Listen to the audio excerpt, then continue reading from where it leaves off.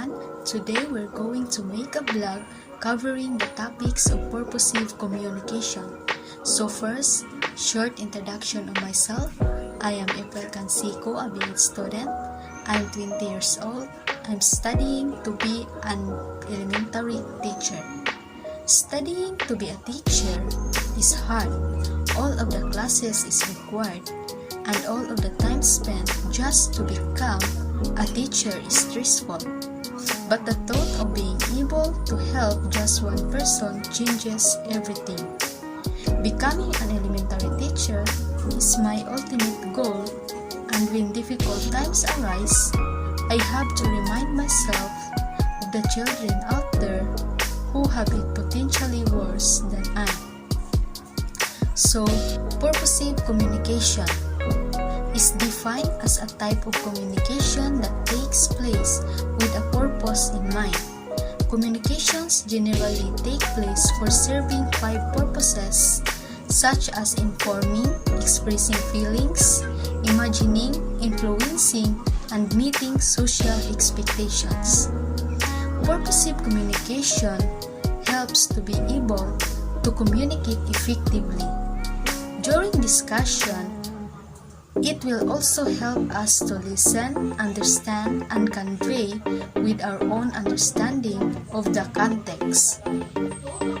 On the other hand, it is very important to professionals as they going to interact and communicate with a variety of audiences.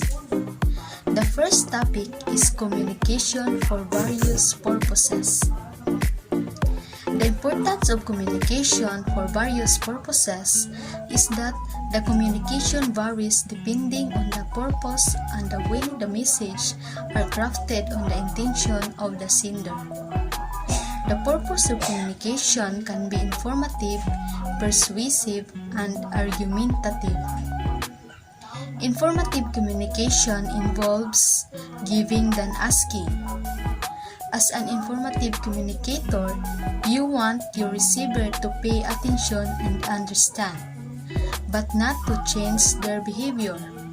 By sharing information, ignorance is reduced, or better yet, eliminated. The informative value of a message is measured by how and relevant the information is or the kind of understanding it provides the receivers. Second topic is globalization and communication. What is globalization? It's a process of interaction and integration among people, companies, and government of different nations. A process driven by international trade and investment and aided by information technology. This process has effects on the environment, on culture, on political systems, on economic development and prosperity, and on human physical well-being societies around the world. So, globalization enhances the students' ability to acquire and utilize knowledge. Globalization enhances the ability of learners to access, assess, adapt, and apply knowledge, to think independently, to exercise appropriate judgment, and to collaborate with others to make sense of new situations. Third, communications and technology. There are various modes through which we are communicate with each other.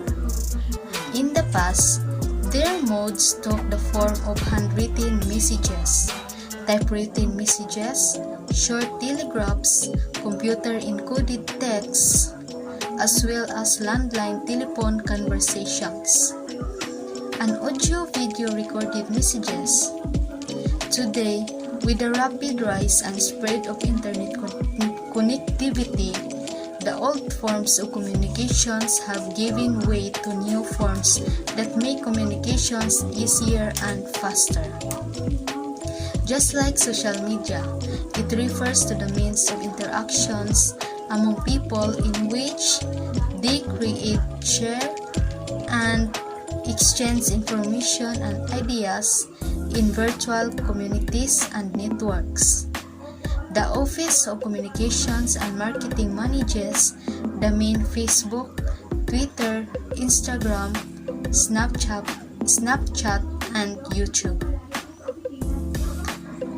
Fourth topic is the varieties and registers of spoken and written language. Language varieties from one location to another, from one culture to another, and from one situation to another. We use different varieties and registers of language to suit different communications contexts. In writing, we need to use specialized features of words to clearly convey the message. It is now the responsibility of reader or the receiver on how he or she be going to interpret the message. This is not possible when it comes to speaking. The receiver can easily understand the message through the speaker level of voice, facial expression, and body language.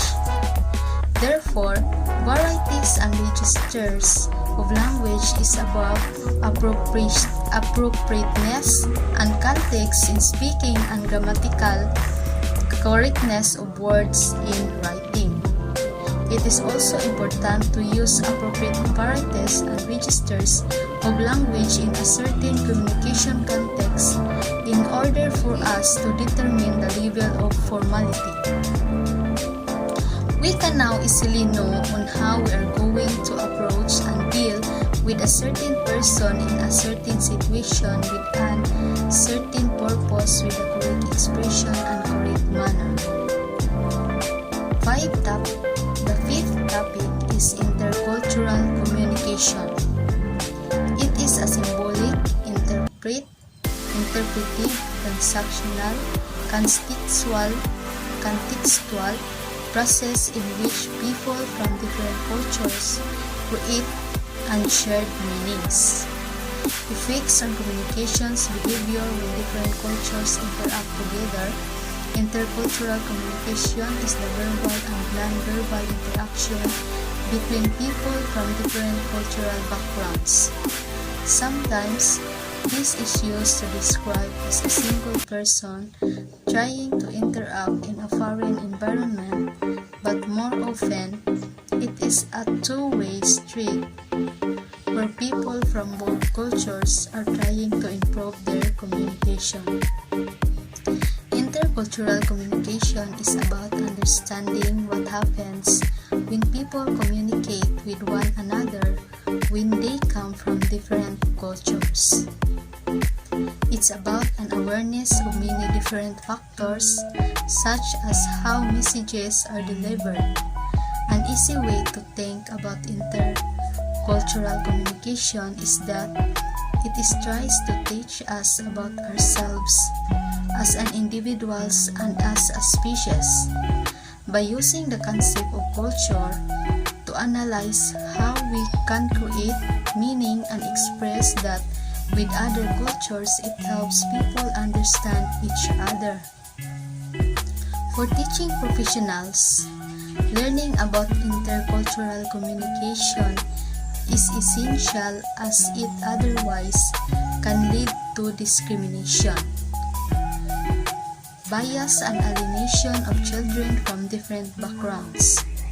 Some cultures teach their kids to be quiet and respect authority, others to be expressive and challenge ideas. Some cultures wait to be asked to speak, others speak when they have something to say. The point is, as a future teacher, if you don't understand the different ways your students communicate, you can make some bad judgment calls.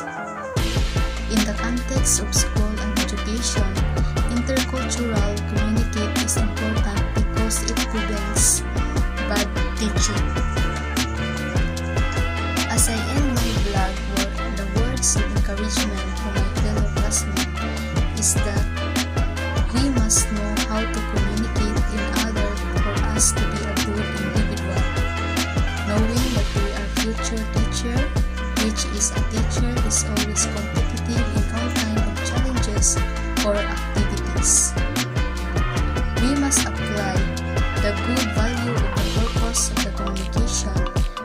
because it helps us to improve our knowledge and learning in life that we can use in everyday lives.